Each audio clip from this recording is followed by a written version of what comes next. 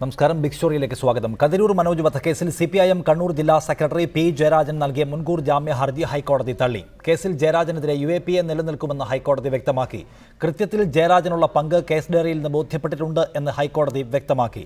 മനോജിനോട് വൈരാഗ്യമുള്ളയാൾ ജയരാജൻ മാത്രമാണെന്നും ഹൈക്കോടതി നിരീക്ഷിച്ചു. കതിരൂർ മനോജിന്റേത് ആസൂത്രിത കൊലപാതകമായിരുന്നുവെന്ന് ഹൈക്കോടതി വ്യക്തമാക്കി. മരണം ഉറപ്പാക്കുന്നതുവരെ മനോജിനെ പ്രതികൾ കുത്തി. P. ജയരാജന്റെ ഉറ്റ സഹായി വിക്രമനാണ് കേസിലെ ഒന്നാം പ്രതി എന്ന കാര്യം ഹൈക്കോടതി ചൂണ്ടിക്കാട്ടിയിട്ടുണ്ട്. ജയരാജനല്ലാതെ മറ്റാർക്കും മനോജിനോട് വൈരാഗ്യമുണ്ടായിരുന്നില്ല. കേസ് ഡയറിയിൽ ജയരാജന്റെ പങ്കാളിത്തത്തിന് വ്യക്തമായ തെളിവുകളുണ്ട്. ഈ സാഹചര്യത്തിൽ മുൻകൂർ ജാമ്യം അനുവദിക്കാനാവില്ലെന്ന് CBI വാദം അംഗീകരിച്ചുകൊണ്ട് ഹൈക്കോടതി വ്യക്തമാക്കി. P. ജയരാജനെതിരെ UAPA പ്രഥമദൃഷ്ട്യാ നിലനിൽക്കുമെന്നും കോടതി പറഞ്ഞു. UAPA ചുമത്തിയതിനെതിരെ ജയരാജൻ ഉന്നയിച്ച വാദങ്ങൾ നിലനിൽക്കുന്നതല്ല. ഭീകരാന്തരീക്ഷം സൃഷ്ടിച്ചായിരുന്നു കൊലപാതകം നടന്നത്. ആയിരങ്ങൾ മരിച്ചോ ഒരാൾ മരിച്ചോ എന്നതല്ല UAPA ചുമത്തുന്നതിന്റെ മാനദണ്ഡം. കൃത്യം ഭീകരപ്രവർത്തനമായിരുന്നോ എന്നത് മാത്രമാണ്. ആരും മരിച്ചില്ലെങ്കിൽ പോലും UAPA നിലനിൽക്കുമെന്നും കോടതി ചൂണ്ടിക്കാട്ടിയിട്ടുണ്ട്. ഉപയോഗിച്ച ബോംബ് നാടനാണെങ്കിലും ഫാക്ടറിയിൽ ഉണ്ടാക്കിയതാണെങ്കിലും ഒരുപോലെ തന്നെയാണെന്നും ഡിവിഷൻ ബെഞ്ച് അഭിപ്രായപ്പെട്ടു. P. ജയരാജൻ രാഷ്ട്രീയക്കാരനാണ് എന്നത് പ്രത്യേക പരിഗണന നൽകാനുള്ള മാനദണ്ഡമല്ല. മനോജ് വധക്കേസിലെ CBIയുടെ കേസ് ഡയറി അന്വേഷണ സംഘം കോടതിക്ക് കൈമാറിയിരുന്നു. കേസ് ഡയറി വിശദമായി പരിശോധിച്ചതിന് ശേഷമാണ് ഹൈക്കോടതി ജയരാജന്റെ മുൻകൂർ ജാമ്യാപേക്ഷ തള്ളിയത്. ജസ്റ്റിസുമാരായ KT ശങ്കരൻ, KP ജ്യോതീന്ദ്രനാഥ് എന്നിവരടങ്ങിയ ഡിവിഷൻ ബെഞ്ചിന്റേതാണ് ഉത്തരവ്. ജയരാജന്റെ അറസ്റ്റ് അനിവാര്യമാണെന്ന് CBI ഇന്നലെ തന്നെ കോടതിയെ അറിയിച്ചിരുന്നു. നേരത്തെ സെഷൻസ് കോടതി 3 തവണ ജയരാജന്റെ മുൻകൂർ ജാമ്യാപേക്ഷ തള്ളിയിട്ടുണ്ട്. റിപ്പോർട്ടർ, കൊച്ചി. ഈ വിഷയം ബിഗ് സ്റ്റോറി ചർച്ച ചെയ്യുന്നു. അഡ്വക്കേറ്റ് സണ്ണി ജോസഫ്, മുഹമ്മദ് റിയാസ്, VV രാജേഷ് എന്നിവരാണ് നേരിട്ട് ഈ ചർച്ചയിൽ പങ്കെടുക്കുന്നത്. ഒപ്പം പ്രേക്ഷകർക്ക് ഫേസ്ബുക്കിൽ അഭിപ്രായം കുറിക്കാം. ഞങ്ങളുടെ വെബ്സൈറ്റ് വഴി നിങ്ങളുടെ അഭിപ്രായം വോട്ടായി രേഖപ്പെടുത്താം. സ്ക്രീനിൽ കാണുന്ന നമ്പർ വഴി വിളിച്ചു നേരിട്ട് അഭിപ്രായം പറയാനും അവസരമുണ്ട്. ആദ്യം മുഹമ്മദ് റിയാസ്, തലശ്ശേരി കോടതിയിൽ ആദ്യം P. ജയരാജൻ പ്രതിയല്ല എന്നു പറഞ്ഞ CBI സംഘം 3 ദിവസം കഴിഞ്ഞപ്പോൾ അദ്ദേഹത്തെ പ്രതിയാക്കിയതിന് പിന്നിൽ ഗൂഢാലോചനയുടെ വ്യക്തമായ തെളിവുണ്ട്, അല്ലെങ്കിൽ അതാണ് ഏറ്റവും പ്രധാനപ്പെട്ട ഉദാഹരണം എന്നതായിരുന്നു നിങ്ങളുടെ ഇതുവരെയുള്ള വാദം. എന്നാൽ അത് ഹൈക്കോടതിയിൽ ചെല്ലുമ്പോൾ കേസ് ഡയറി പരിശോധിച്ച ശേഷം P. ജയരാജനെ പ്രതി ചേർക്കാൻ ആവശ്യമായ സാഹചര്യമുണ്ട് എന്ന് ബോധ്യപ്പെട്ടുവെന്നാണ് ഇന്ന് ഹൈക്കോടതി ബെഞ്ച് വ്യക്തമാക്കിയത്. ജയരാജനെ പ്രതി ചേർത്തതിൽ നിയമപരമായ ഒരു തെറ്റും കാണാനില്ല എന്നും കോടതി അസന്നിഗ്ധമായി വ്യക്തമാക്കിയിരിക്കുകയാണ്. പിന്നെയും ഗൂഢാലോചനാവാദം എങ്ങനെയാണ് ഉന്നയിക്കാനാവുക?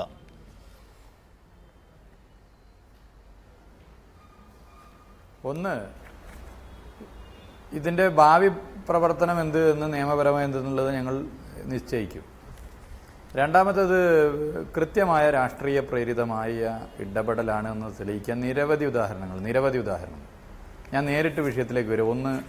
ഒരു ഉദാഹരണം, മനോജ് വധിക്കപ്പെട്ട 505 ദിവസം കഴിഞ്ഞിട്ടാണ് ജനുവരി 18-ന് CBI തലശ്ശേരി കോടതിയിൽ റിപ്പോർട്ട് നൽകി. ആ റിപ്പോർട്ടിനകത്ത് എന്തുകൊണ്ട് P. ജയരാജൻ പ്രതിയായില്ല?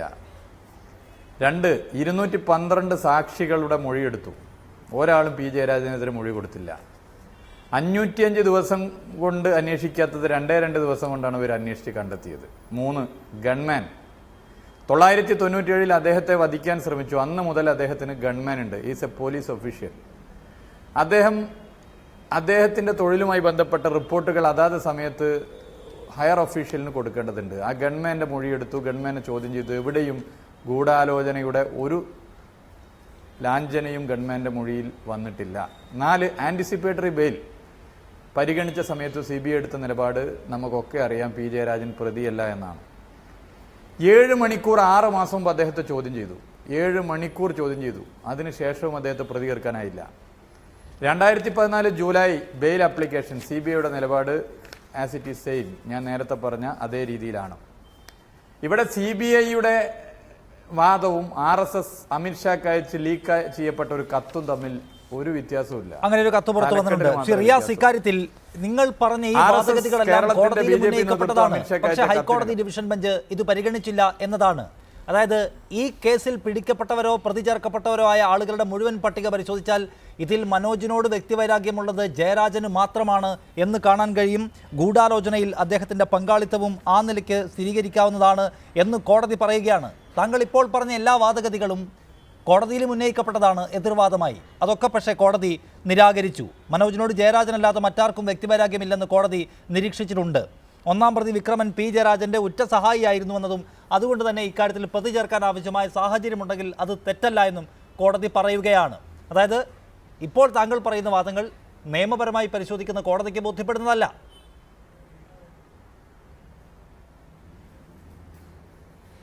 ഇതിലൊന്ന്, പി ജയരാജനും ഒന്നാം പ്രതിയും തമ്മിലുള്ള വ്യക്തിപരമായ ബന്ധം എന്ത് എന്ന് കേസ് ഡയറിക്കകത്ത് കൃത്യമായി എവിടെയും പറയാൻ സാധിച്ചിട്ടില്ല. ഒരു വസ്തുതയാണ്, it's a fact. Case diary തന്നെ എങ്ങനെയാണ് ഹാജരാക്കിയത്? CD ഹാജരാക്കാൻ നിർബന്ധിച്ചു. ഇന്നലെ അവസാനം വൈകിട്ടാണ് കൊടുത്തത്. ഇതിൽ ഞാനൊരു പോയിന്റ് അടിവരയിട്ട് പറയാൻ ആഗ്രഹിക്കുന്നു. കേസ് ഡയറി CD കോടതി CBIക്ക് കൈമാറിയതിനു ശേഷം അതിനകത്ത് പിന്നീട് എന്തെങ്കിലും എഴുതി ചോർത്തോ എന്നുകൂടി പരിശോധിക്കപ്പെടണം. ഞങ്ങളത് ലീഗലി മുന്നോട്ട് പോകാൻ വേണ്ടി ആഗ്രഹിക്കുന്നുണ്ട്. ഇവിടെ ഒരൊറ്റ കാര്യം ഞാൻ പറയാൻ ആഗ്രഹിക്കുകയാണ്. UAPA ചുമത്തി ജാമ്യം നൽകാൻ പാടില്ല എന്ന നിലപാടാണ് കോൺഗ്രസ് നയിക്കുന്ന കേരളത്തിലെ ഗവൺമെന്റ് നേരത്തെ ഈ വിഷയത്തിൽ എടുത്തത്. ഇവിടെ CPIMന്റെ പ്രവർത്തകർ 20 പേരെ 2 കൊല്ലത്തിനിടയ്ക്ക് ഞങ്ങൾക്ക് നഷ്ടപ്പെട്ടത്. ഒരു മനുഷ്യനും കൊല്ലപ്പെടാൻ വേണ്ടി പാടില്ല. മനോജ് ഉൾപ്പെടെ ഒരു മനുഷ്യനും രാഷ്ട്രീയ പ്രവർത്തനത്തിന്റെ ഭാഗമായി കൊല്ലപ്പെടാൻ വേണ്ടി പാടില്ല എന്ന അഭിപ്രായമാണ് എനിക്കും വ്യക്തിപരമായും എൻ്റെ പ്രസ്ഥാനത്തിന് പൊതുവെയും ഉള്ളത്. പക്ഷേ ഏറ്റവും അധികം ആളുകളുടെ ജീവൻ ഞങ്ങൾക്ക് നഷ്ടപ്പെട്ടത്. ഇതിൽ പൊയിലൂർ വിനോദനും ചിറ്റാരിപ്പറമ്പ് പ്രേമനും കൊല്ലപ്പെട്ട കേസിലെ പ്രതികളായ RSSകാർ UAPA ചുമത്തി അവർക്ക് ബെയിൽ കിട്ടി. VV രാജേഷ്, ഇത് കേൾക്കൂ. അതായത് 508 ദിവസം അന്വേഷണം നടത്തിയ ശേഷം പി ജയരാജനെതിരായി ഒന്നും കണ്ടെത്താൻ കഴിഞ്ഞില്ല. 212 വരെ ചോദ്യം ചെയ്തു. അവർക്കും പി ജയരാജനായി എതിരായി ഒന്നും പറയാനുണ്ടായിരുന്നില്ല. അതിനുശേഷം RSSന്റെ സംസ്ഥാന ഘടകം BJPയുടെ ദേശീയ നേതൃത്വത്തിന് CPIM നേതാക്കളെ ഈ കേസിൽ പ്രതികളാക്കുന്നതിനുള്ള ഇടപെടലിനുള്ള ആവേശം CBI കാണിക്കുന്നില്ല എന്ന പരാതിക്കത്ത് അയക്കുന്നു. മോഹൻ ഭഗവത് ഇവിടെ വരുമ്പോൾ പ്രധാനപ്പെട്ട നേതാക്കളൊക്കെ ഈ കേസിൽ കുടുങ്ങാൻ പോവുകയാണ് എന്ന രാഷ്ട്രീയ പരാമർശം നടത്തുന്നു. അതിനുശേഷമാണ് ഇത്ര ദിവസം നടത്തിയിട്ടും അന്വേഷണം നടത്തിയിട്ടും കണ്ടെത്താത്ത ജയരാജൻ പെട്ടെന്ന് ഈ കേസിൽ പ്രതിയാവുന്നത്. ജയരാജന് മനോജിനോട് വ്യക്തിവൈരാഗ്യം പഴയ കേസിൻ്റെ പേരിൽ ഉണ്ട് എന്ന് പറഞ്ഞാൽ അതിൻ്റെ അർത്ഥം ജയരാജൻ കൊല്ലാൻ പോയി എന്നല്ലല്ലോ.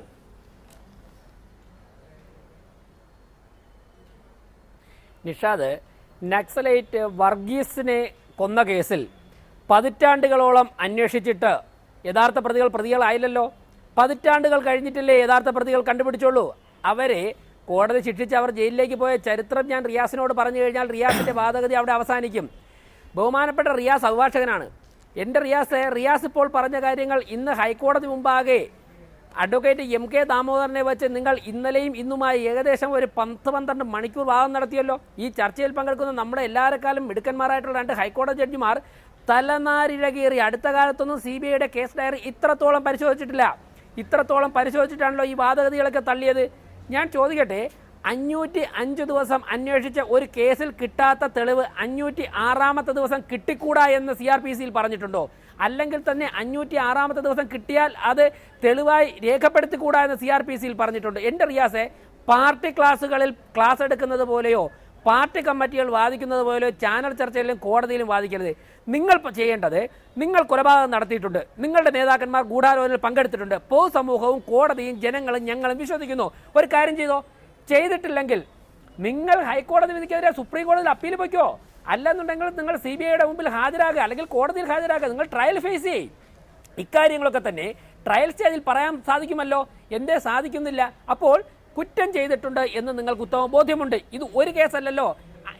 ഇവിടെ RSS അല്ലെങ്കിൽ BJP എന്നൊക്കെ നിങ്ങൾക്ക് പറയാം. അരിയിൽ ഷുക്കൂർ വധക്കേസിൽ ഞങ്ങളല്ലല്ലോ. കഴിഞ്ഞ ദിവസം എന്താ ബഹുമാനപ്പെട്ട ഹൈക്കോടതി പറഞ്ഞത്? നാട്ടുരാജാക്കന്മാർ, പി ജയരാജൻ ഉൾപ്പെടുന്ന നാട്ടുരാജാക്കന്മാർ നീതി നടപ്പിലാക്കുന്നത് ശരിയല്ല. അവിടെയും CBI അന്വേഷിച്ച കേസിൽ ജയരാജൻ പ്രതിയായല്ലോ. ജയരാജനെ ഒഴിവാക്കാൻ അന്വേഷണ സംഘം പരമാവധി ശ്രമിച്ചു എന്ന് പോലും ഹൈക്കോടതി കണ്ടെത്തിയല്ലോ. അവിടെ ഞങ്ങളല്ലല്ലോ മറുഭാഗത്ത്. നിങ്ങളുടെ നേതാക്കന്മാർ, കാരായിമാർ തലശ്ശേരി ഫസൽ വധക്കേസിൽ എന്തേ പ്രതിയായത്? ഇപ്പോൾ നിങ്ങളുടെ കള്ളക്കളിയൊക്കെ പൊളിച്ചുകൊണ്ട് കോടതി അവർക്ക് കണ്ണൂർ ജില്ലയിൽ പ്രവേശിക്കുന്നതിൽ നിന്നും അവരെ അകറ്റി നിർത്തിയല്ലോ. അതുകൊണ്ട് തന്നെ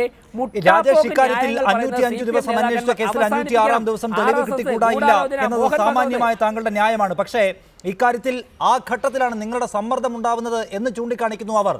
അതായത് ഇവിടെ നിന്ന് RSSന്റെ നേതൃത്വം BJP ദേശീയ അധ്യക്ഷന് കത്തയക്കുകയാണ്. CPIMന്റെ സീനിയർ ലീഡേഴ്സിനെ ഇതിൽ കൊണ്ടുവരാനുള്ള ഒരു ശ്രമവും CBI നടത്തുന്നില്ല എന്ന്. അല്ലെങ്കിൽ കഴിഞ്ഞ നവംബർ 2-ാം വാരം RSSന്റെ മേധാവി വന്ന് ഈ കേസിൽ കുടുങ്ങാൻ പോകുന്നത് CPIMന്റെ മുതിർന്ന നേതാക്കളാണ് എന്ന് പറയുന്നു. അതിനുശേഷം ഈ കേസിൽ ഒരു പ്രധാനപ്പെട്ട ട്വിസ്റ്റ് ഇങ്ങനെ ഉണ്ടായാൽ സ്വാഭാവികമായും ഇതിൽ ഗൂഢാലോചനയുണ്ട്, ഇതിൽ നേതൃത്വത്തിൻ്റെ അല്ലെങ്കിൽ സർക്കാരിൻ്റെ ഇടപെടലുണ്ട് എന്ന ആരോപണം ഉയർത്താൻ കഴിയും. അതിന് ചിലപ്പോൾ ഒരു പരിധിവരെ വിശ്വാസ്യതയും ഉണ്ടാവും.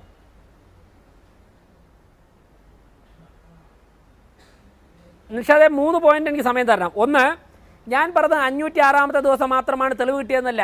ഒരു കേസിൽ പ്രത്യേകിച്ച് CBI അന്വേഷിക്കുമ്പോൾ അവർക്ക് പ്രത്യേകിച്ചും CPM ജില്ലാ സെക്രട്ടറി P. ജയരാജനെ പോലുള്ള ഒരു പ്രമുഖ വ്യക്തി പ്രതിയാകുമ്പോഴേക്കും അവർ തെളിവുകളൊക്കെ തന്നെ നേരത്തെ ശേഖരിച്ചു വയ്ക്കും. എപ്പോഴാണ് ഒരു വ്യക്തിയെ പ്രതിയാക്കേണ്ടത് എന്ന് തീരുമാനിക്കേണ്ടത് അന്വേഷണ ഉദ്യോഗസ്ഥനാണ്, ആ ടീമാണ്, അവരുടെ ഡിസ്ക്രിഷണറി പവറാണ്. ഞങ്ങളൊക്കെ ഒരുപാട് കേസിൽ പ്രതിയായിട്ടുണ്ട്. ആദ്യമൊന്നും അവർ പ്രതിയാക്കിയില്ല. എക്സാക്ട് സമയമാകുമ്പോഴേക്കും പോലീസ് ഉദ്യോഗസ്ഥരെ പ്രതിയാക്കാറുണ്ട്. അവർക്ക് തെളിവ് നേരത്തെ കിട്ടിക്കാണും. നിങ്ങളൊരു കാര്യം ചെയ്തോ, നിങ്ങൾക്കത് വിശ്വാസങ്ങൾ നിങ്ങൾ കോടതിയിൽ ചലഞ്ച് ചെയ്തോ. മറ്റൊന്ന്, RSS കത്തയച്ചെന്ന് പോലും. RSS കത്തയക്കുന്നത് RSS അയച്ച കത്ത് കാണിക്കാമോ?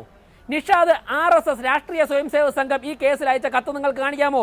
ഞാൻ വിനയപുരസരം നിങ്ങളോട് ചോദിക്കുക, കാണിക്കാമോ? തെറ്റിദ്ധരിപ്പിക്കരുത് പ്രേക്ഷകരെ. മറ്റൊന്ന്, RSSന്റെ മേധാവി ഇവിടെ വന്ന് CPM നേതാക്കന്മാർ പ്രതിയാകാൻ പോകുന്നു താങ്കൾ പറയുന്നു. ആ മേധാവിയുടെ ബൈറ്റ് കാണിക്കേ, ജനങ്ങൾ കാണട്ടെ. അങ്ങനെ പറഞ്ഞിട്ടുണ്ടെങ്കിൽ RSS മേധാവിയും BJP ഒന്നും ഇതിൽ വലിച്ചഴക്കേണ്ട. ഞങ്ങൾ CBIയിൽ ഞങ്ങൾക്ക് എന്തെങ്കിലും അത്തരത്തിലുള്ള സ്വാധീനം ഞങ്ങൾ ഉറപ്പിക്കാൻ ശ്രമിച്ചിട്ടുണ്ട് എന്നുണ്ടെങ്കിൽ എന്നേ ശ്രീ ജയരാജൻ ജയിലിൽ പോയനെ. അതാണ് ആ കാര്യത്തിൽ താങ്കളുടെ അന്തിമമായി നൽകാനുള്ള മറുപടി. സണ്ണി ജോസഫ് MLA ഇക്കാര്യത്തിൽ ഇന്ന് കോടിയേരി ബാലകൃഷ്ണൻ വാർത്താ സമ്മേളനം നടത്തി പറഞ്ഞത് CPIM-നെ ഈ നിർണായക ഘട്ടത്തിൽ ഇല്ലായ്മ ചെയ്യുക എന്ന അജണ്ടയ്ക്ക് പിന്നിൽ കേരളത്തിന്റെ ഭരണം നിയന്ത്രിക്കുന്ന രാഷ്ട്രീയ പാർട്ടിയും അല്ലെങ്കിൽ സർക്കാരുമുണ്ട് എന്നാണ്. കാരണം അവരുടെ കൂടി താല്പര്യമാണ് തെരഞ്ഞെടുപ്പ് രംഗത്ത് നിന്ന് പ്രധാനപ്പെട്ട CPIM നേതാക്കളെയൊക്കെ ഒഴിവാക്കി നിർത്തുക എന്നത്. അതുകൊണ്ട് ഈ തരത്തിൽ CBI-യുമായി ഒരു ഒത്തുകളി ഉണ്ടാക്കുകയും CPIM നേതാക്കളെ അകത്താക്കാനുള്ള നീക്കം നടത്തുകയും ചെയ്തു. അല്ലെങ്കിൽ അതിനുശേഷം നടന്ന 2 CPIM പ്രവർത്തകരുടെ മരണത്തിൽ UAPA ചുമത്തുകയും അത് കോടതിയിൽ വരുമ്പോൾ ജാമ്യം കിട്ടുന്ന നിലയിലേക്ക് ഒഴിവുകഴിവാക്കി കൊടുക്കുകയും ചെയ്തിട്ടുണ്ട്. പക്ഷേ ഈ കേസിൽ അങ്ങനെ ഉണ്ടായില്ല. അതിന് കാരണം സർക്കാരിൻ്റെ കൂടി താല്പര്യമാണ് എന്നതാണ് വിമർശനം. ജയരാജൻ അകത്താകുമ്പോൾ നിങ്ങളും വല്ലാതെ സന്തോഷിക്കുന്നുണ്ട്.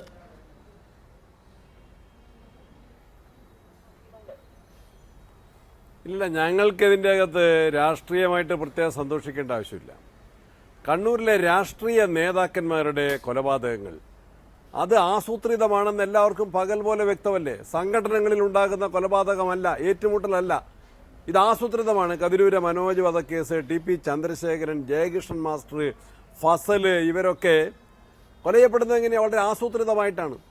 ഈ കൊലക്കേസുകളിൽ കുറ്റകൃത്യങ്ങളിൽ നേരിട്ട് പങ്കെടുക്കുന്ന പ്രതികൾ, ബോംബെറിയുന്ന ആളുകൾ അല്ലെങ്കിൽ വെട്ടുന്ന ആളുകൾ, അവർ മാത്രമല്ല കുറ്റം ചെയ്യിക്കുന്ന ഇതിലെ ഗൂഢാലോചനയുടെ ഭാഗമായിട്ടുള്ള ആസൂത്രണ വിദഗ്ധന്മാർ, അവരെ കൂടി ഈ കേസിൽ നിയമത്തിന്റെ മുൻപിൽ കൊണ്ടുവരണമെന്ന് തന്നെയാണ് കോൺഗ്രസ് ആഗ്രഹിക്കുന്നത്.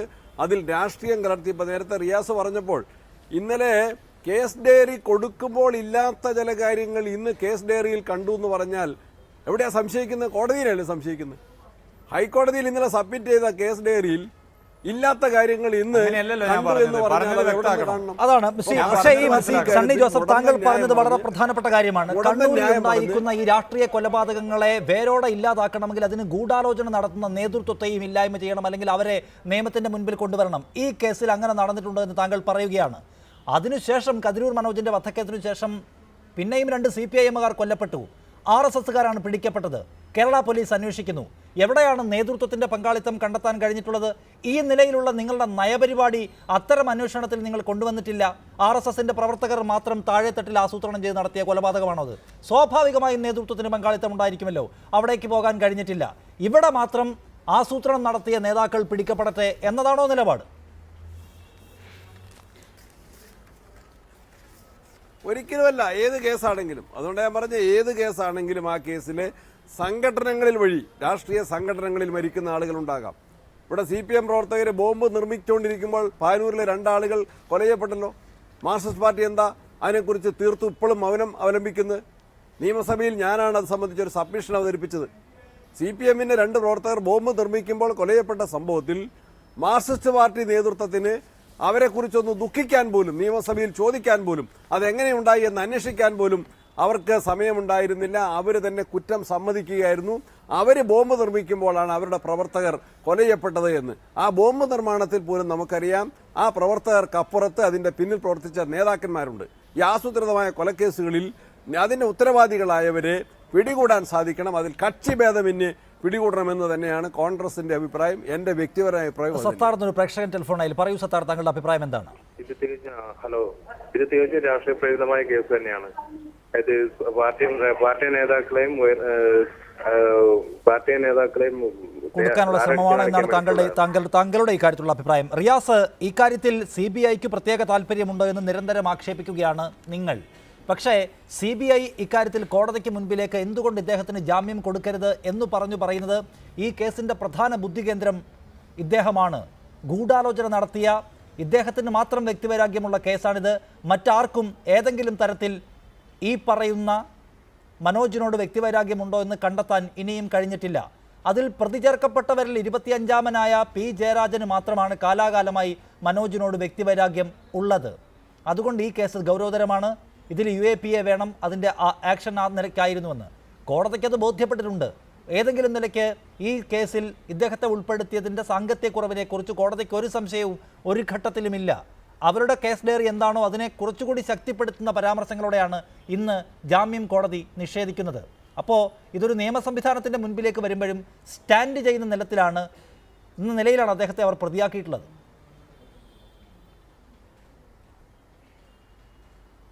നിഷാദ്, CBIയുടെ ക്രെഡിബിലിറ്റി പരിശോധിക്കുന്ന സമയത്ത് CBI is a parrot in a cage. ഈ finding it's not our finding. അത് സുപ്രീം കോടതി CBI കൂട്ടിലിട്ട തത്തയാണെന്ന് പറഞ്ഞു. CBIയെ കേന്ദ്രം ആര് ഭരിക്കുന്നു ഉപയോഗിച്ചിട്ടുണ്ട്. ഇത് സണ്ണി ജോസഫിന്റെ കോൺഗ്രസ് പാർട്ടിക്ക് ഇത് അഭിപ്രായമില്ലേ? BJP പ്രതിപക്ഷമായിരുന്ന സമയത്ത് ഗുജറാത്ത് ഇഷ്യൂവിൽ BJPയിലെ ചില നേതാക്കന്മാരുടെ പേരിലുണ്ടായ വിഷയത്തിനകത്ത് ഇതേ നിലപാട് അവിടെയും പറഞ്ഞിട്ടുണ്ട്. രാജേഷിനോട് നിഷേധിക്കാൻ പറ്റില്ല. CBI ഉപയോഗപ്പെടുത്തുന്നു. എന്തിന് P. ജയരാജനെ തെരഞ്ഞെടുത്തു? നമ്മൾ ഒരുപാട് ചർച്ച ചെയ്തതാണ്. അദ്ദേഹം CPIഎമ്മിന്റെ കണ്ണൂർ ജില്ലാ സെക്രട്ടറി ആയതിനു ശേഷം BJPക്ക് ഇന്ത്യയിൽ ഇത്രയധികം തിരിച്ചടി കിട്ടിയ ഒരു ജില്ല വേറെയില്ല. BJPയിൽ നിന്ന് ആളുകൾ കൊഴിഞ്ഞു പോകുന്നു. കതിരൂരിൽ ഇവിടെ പറഞ്ഞത് വ്യക്തിപരമായ വിരോധവും മറ്റും പറഞ്ഞ് കതിരൂരിനകത്ത് നിന്ന് ആളുകൾ CPIഎമ്മിൽ നിന്ന് BJPയിലേക്ക് പോകുന്നതല്ലേ? ഒരു സിംഗിൾ പഞ്ചായത്ത് വാർഡ് പോലും ജയിക്കാൻ വേണ്ടി പറ്റിയിട്ടില്ല. അപ്പൊ ജയരാജൻ സഖാവ് കണ്ണൂരിൽ വളരെ നല്ല നിലയിൽ മതനിരപേക്ഷ പ്രചരണത്തിന് നേതൃത്വം കൊടുത്തതിന്റെ ഭാഗമായി നിരവധി നേതാക്കന്മാർ, വാസുമാഷ് ഉൾപ്പെടെ, സുധീഷ് മിന്നി ഉൾപ്പെടെ നിരവധി ഉത്തരവാദിത്തപ്പെട്ട നേതാക്കന്മാർ രാജിവെച്ചു വരുന്നു. ഇതാണ് പ്രശ്നം. ഇതാണ് അമിത്ഷാ ഉൾപ്പെടെയുള്ളവർക്ക് തുറന്ന കത്തിന്റെ കോപ്പി വേണമെങ്കിൽ ഞാൻ തരാം. ഇന്ന് ചില പത്രങ്ങൾ വന്നിട്ടുണ്ട്. രാജേഷ് ഒന്ന് വായിച്ചു നോക്കുന്നത് നല്ലതാ. 505 ദിവസം തെളിവ് കണ്ടില്ല, 506 ദിവസത്തിൽ തെളിവ് പറ്റില്ല എന്ന് രാജേഷ് ചോദിച്ചല്ലോ. 505 ദിവസം കാണാത്ത തെളിവിന്റെ പ്രശ്നം ഏതാ രാജേഷേ? അതല്ലേ കാണണ്ട്? ഇവിടെ മനോജുമായുള്ള വ്യക്തിപരമായ വിരോധം അതാണ് നിങ്ങൾ കണ്ടെത്തിയത്. 505 ദിവസം നിങ്ങൾ കണ്ടെത്താത്ത വ്യക്തിപരമായ വിരോധം ഒറ്റ ദിവസം കൊണ്ട് കണ്ടെത്തിയത് എന്തെന്ന് കേരളീയ സമൂഹത്തിന് അറിഞ്ഞാൽ കൊള്ളാം. രാജേഷ് ഒന്ന് പറയണം. പിന്നെ അടുത്തയാളായ വിക്രമൻ എന്നത് P. ജയരാജന്റെ അടുത്തയാളാണ് വിക്രമൻ. ഇതിനെ സാധൂകരിക്കാൻ പറയുന്ന ഒരു കാര്യം, ഒന്ന്, ജയരാജന് കാലാകാലമായി മനോജിനോട് ഈ തരത്തിലുള്ള വ്യക്തിവൈരാഗ്യമുണ്ട്. ഇത് 500-600 ദിവസം അന്വേഷിച്ചാൽ കിട്ടുന്ന ഒന്നല്ല. ആദ്യ ദിവസം തന്നെ കണ്ണൂരുള്ള ആർക്കും മനസ്സിലാവുന്ന ഒരു കാര്യമാണ്. അത് വിടാം. ഇപ്പോൾ അതിനുശേഷം 2 CPIമാർ മരിച്ചല്ലോ. RSSകാരാണ് പ്രതികൾ. അവർക്കെതിരെ UAPA പ്രകാരം കേസെടുത്തിട്ടുമുണ്ട്.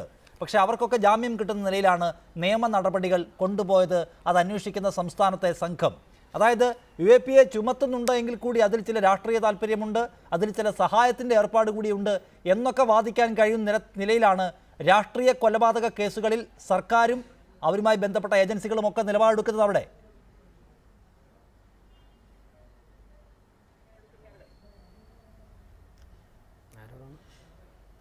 നിഷാദ്, ചോദ്യം ആരോടാ? രാജേഷിനോട്. എന്നോട്.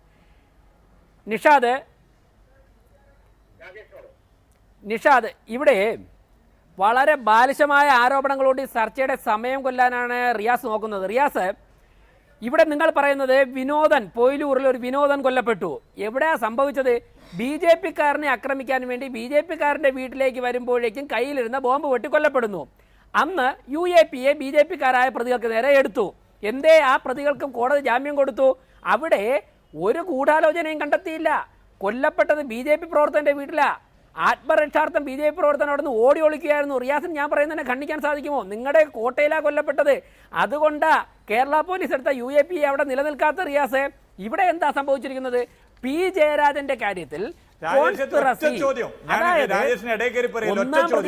വിക്രമനേക്കാൾ ക്രൂരമായി. അല്ലല്ല, ഞാൻ പറഞ്ഞിട്ട് ചോദിക്കാം. ഞാൻ ഇവിടെ ഉണ്ട്. ഞാൻ പറഞ്ഞിട്ട് ചോദിക്കാം. ഞാൻ കംപ്ലീറ്റ് ആയിട്ട്. അതായത് P. ജയരാജന്റെ ക്രൂരകൃത്യം. ജയരാജൻ അങ്ങനെ ഒരു ചോദ്യത്തിലൊന്നും ഒരു ഭയമില്ല. ഇവിടെ CPM-ന് ഭയമില്ല. പിന്നെയാണ് താങ്കളുടെ ഒരു ചോദ്യത്തെ എനിക്ക് ഭയം. എനിക്കൊരു ഭയമില്ല റിയാസെ. റിയാസ് ഞാൻ ശ്രീനിവാസനോട് കാട്ടിയതുപോലെ ഞാൻ പറയാനുള്ള ഇതുമായി ബന്ധപ്പെട്ടതാണ്. എന്റെ രാജേഷ് അദ്ദേഹം ചോദിക്കട്ടെ,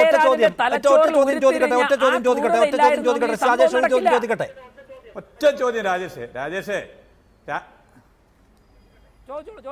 ഒറ്റ ചോദ്യം. രാജേഷ് ഇവിടെ സ്റ്റേറ്റ് ഗവൺമെന്റ് ന്യായീകരിച്ചുകൊണ്ട് പറയേ ഫാസിൽ കൊല്ലപ്പെട്ടു, സജിൻ ഷാഹുൽ കൊല്ലപ്പെട്ടു, ബോംബേർല കൊല്ലപ്പെട്ടത്, UAPA ചുമത്തിയില്ല. അത് സ്റ്റേറ്റ് ഗവൺമെന്റ് നിലപാട് എന്താണ്? ഇതിൽ നിന്നും വ്യത്യസ്തമല്ലേ രാജേഷിന്റെ അഭിപ്രായം? കേരളീയ സമൂഹം കാതോർത്ത് നിൽക്കുന്നു സ്റ്റേറ്റ് ഗവൺമെന്റിനെ കുറിച്ച് UAPയുമായി ബന്ധപ്പെട്ട് പറഞ്ഞതിന്. ഞങ്ങളുടെ പ്രവർത്തകർ അവർ രണ്ടുപേരും.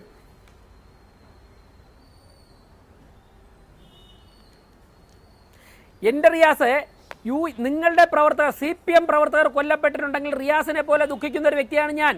ആ കേസിൽ അന്വേഷണം പ്രോപ്പറായി നടക്കുന്നില്ല എങ്കിൽ നിങ്ങൾക്ക് രാഷ്ട്രീയപരമായി നേരിടാം, നിങ്ങൾക്ക് കോടതിയിൽ പോകാം. തലശ്ശേരി ഫസൽ വധവും അരിയൽ ഷുക്കൂർ വധവും ഹൈക്കോടതിയിൽ പോയല്ലേ CBI അന്വേഷണത്തിന്റെ ഉത്തരവ് നേടിയെടുത്തത്. അതുപോലെ CPM എന്ന് പറയുന്ന രാഷ്ട്രീയ പാർട്ടിക്ക് എന്തുകൊണ്ട് അങ്ങനെ പോകാൻ സാധിക്കുന്നില്ല?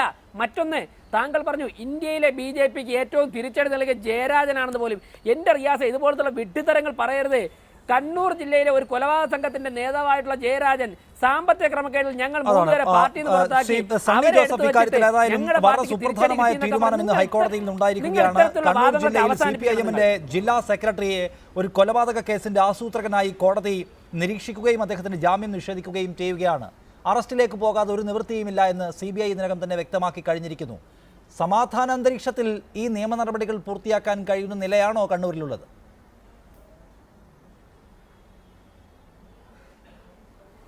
അതേ മാർക്സിസ്റ്റ് പാർട്ടിയെ തീരുമാനിക്കേണ്ടത്. ജയരാജനെ ഇതിനു മുമ്പ് ഷുക്കൂർ വധക്കേസിൽ അറസ്റ്റ് ചെയ്തപ്പോൾ മാർക്സിസ്റ്റ് പാർട്ടി ഇവിടെ ഹർത്താൽ ബന്ദ് പ്രഖ്യാപിക്കുകയും DCC ഓഫീസ്, മുസ്ലിം ലീഗിന്റെ ഓഫീസ്, അങ്ങനെയുള്ള UDFന്റെ സ്ഥാപനങ്ങൾ, സഹകരണ സ്ഥാപനങ്ങൾ എല്ലാം അടിച്ച് താർക്കുക തന്നെ ചെയ്തത്.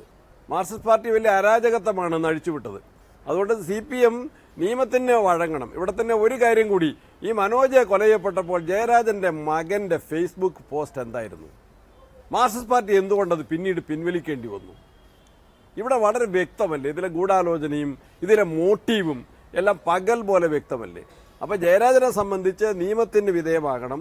അവർക്ക് വേണമെങ്കിൽ സുപ്രീം കോടതിയിലേക്ക് പോകാം, അല്ലെങ്കിൽ CBIയുടെ മുൻപിൽ അവർ കീഴടങ്ങി നിയമ നടപടികൾക്ക് വിധേയമാകണം. അതിൻ്റെ പേരിൽ ജനങ്ങളുടെ പേരിൽ കുതിര കയറാൻ കഴിഞ്ഞ സംഭവം പോലെ ജയരാജനെ അറസ്റ്റ് ചെയ്തപ്പോൾ ഉണ്ടായതുപോലത്തെ ഭീകര താണ്ഡവം കണ്ണൂരിൽ ഉണ്ടാവില്ല എന്ന് ഉറപ്പുവരുത്താനെങ്കിലും മറുപടി എന്താണ്? ഇപ്പോൾ ഓൺലൈൻ മീഡിയയിലടക്കം അല്ലെങ്കിൽ സോഷ്യൽ മീഡിയയിലടക്കം CPIM-ന്റെ അനുഭാവികൾ ജയരാജനെ പ്രതി ചേർത്ത നടപടിക്കെതിരെ കടുത്ത ഭാഷയിലുള്ള വിമർശനവുമായി രംഗത്ത് വന്നിട്ടുണ്ട്. ജയരാജനെ അറസ്റ്റ് ചെയ്യാനുള്ള നീക്കവുമായാണ് CBIയുടെ മുന്നോട്ട് പോക്ക്. അത്തരം നിയമ നടപടികളോട് പൂർണ്ണ സമാധാനത്തോടെ സഹകരിക്കുമോ നിങ്ങൾ, അതോ പ്രതിഷേധമുയർത്തുമോ എന്നതാണ്.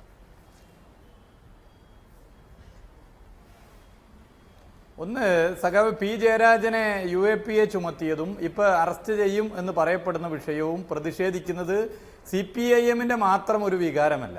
ജനാധിപത്യം നിഷേധിക്കപ്പെടുന്നു എന്ന് ജനം തിരിച്ചറിയുന്നു. ഇവിടെ ശ്രീ സണ്ണി ജോസഫിന്റെ കോൺഗ്രസ് പാർട്ടി BJP കേരളം ഭരിക്കുകയാണെന്നെങ്കിൽ എങ്ങനെ RSSനെയും BJPയെയും സഹായിക്കുമായിരുന്നു? അതിലും നന്നായി സഹായിച്ചുകൊണ്ടിരിക്കുകയാണ്. സണ്ണി ജോസഫിന്റെ പാർട്ടിയുടെ 3 പേര് ഗ്രൂപ്പ് പോരിന്റെ പേരിൽ കൊല്ലപ്പെട്ടു. ഞാൻ ആ വിഷയത്തിലേക്ക് അല്ലാത്തതുകൊണ്ട് കടക്കുന്നില്ല. ഞാൻ തിരിച്ചു ചോദിച്ചോട്ടെ, ഇവിടെ UAPA ചുമത്തുന്നതിൽ തരംതിരിച്ചു. ഞാൻ രാജേഷിനോട് ചോദിച്ചു, രാജേഷ് വ്യക്തമായി മറുപടി പറഞ്ഞില്ല. ഫാസിൽ എന്ന ചെറുപ്പക്കാരനെ ബോംബെറിഞ്ഞു കൊന്നു. ബോംബെറിഞ്ഞു കൊന്നത് കൊണ്ടാണ് UAPA ചുമത്തിയതെന്ന് പറഞ്ഞ ശ്രീ ഉമ്മൻചാണ്ടിയും ശ്രീ രമേശ് ചെന്നിത്തലയും ഞങ്ങളുടെ ഫാസിലിനെ ബോംബെറിഞ്ഞു കൊല്ലപ്പെടുത്തിയപ്പോൾ UAPA ചുമത്തിയില്ല. സജിൻ ഷാഹുൽ ITIയിൽ പഠിക്കുന്ന തിരുവനന്തപുരത്തെ വിദ്യാർത്ഥി രാജേഷിന്റെ ജില്ലക്കാരനാ, ബോംബെറിഞ്ഞു കൊന്നു. ബോംബെറിഞ്ഞു കൊന്നത് കൊണ്ടാണ് UAPA ചുമത്തിയതെന്ന് പറഞ്ഞ ശ്രീ ഉമ്മൻചാണ്ടിയും കോൺഗ്രസുകാരും സജിൻ ഷാഹുലിനെ RSSകാർ ബോംബെറിഞ്ഞപ്പോൾ UAPA നിങ്ങൾ ഗുജറാത്തിലെ വിക്ടോറിയയിലെ ഓൺലൈൻ വോട്ടെടുപ്പിന്റെ ഫലമാണ്. കതിരൂർ മനോജ് വധക്കേസിൽ കുറ്റം തെളിഞ്ഞ് P. ജയരാജൻ ജയിലിലേക്ക് പോകുമോ എന്നതായിരുന്നു ഇന്നത്തെ ഓൺലൈൻ വോട്ടെടുപ്പിനുള്ള ചോദ്യം. വോട്ടെടുപ്പിൽ പങ്കെടുത്ത 66.67% പേർ ജയരാജൻ നിലവിലെ സാഹചര്യം അർഹിക്കുന്നുണ്ട് എന്ന് അഭിപ്രായപ്പെട്ടപ്പോൾ 33.33% ആളുകൾ CBI നീക്കം രാഷ്ട്രീയ ഗൂഢാലോചനയുടെ ഭാഗമാണെന്ന നിലപാടാണ് കൈക്കൊണ്ടത്. വോട്ടെടുപ്പിൽ പങ്കെടുത്ത എല്ലാവർക്കും ശ്രീ സണ്ണി ജോസഫ്, മുഹമ്മദ് റിയാസ്, VV രാജേഷ് ചർച്ചയിൽ നേരിട്ട് പങ്കെടുത്തതിന് നന്ദി. ഇടവേളയ്ക്ക് ശേഷം ന്യൂസ് ടുഡേ കാണാം.